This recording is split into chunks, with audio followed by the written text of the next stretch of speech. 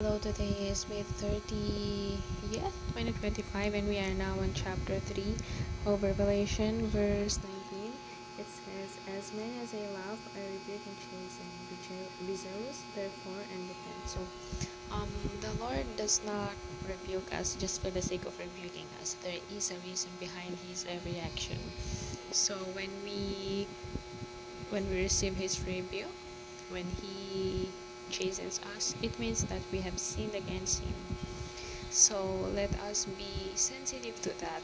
Let us be sensitive enough to ask God for forgiveness of our sins, so that we could accept the chastening better in our hearts, because the Lord does not punish someone just for the sake of it. There is always a reason. We are going to hell because it is a punishment. Why? Because for sin, Jesus Christ does not, just want us to, He doesn't want us to go to hell. And we were not going to hell just for the sake of it. There is a reason, and that is sin. Now we are going to heaven because Jesus Christ has redeemed us.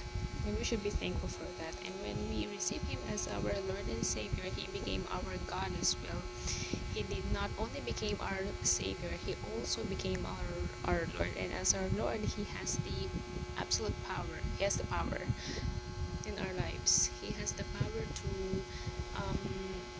demand us of something that He wants from us, because He's already our Lord and we are His servants. But because we love Him, we respectfully obey Him, and that is the attitude that He's looking for us. We should obey Him so that we won't be chastened.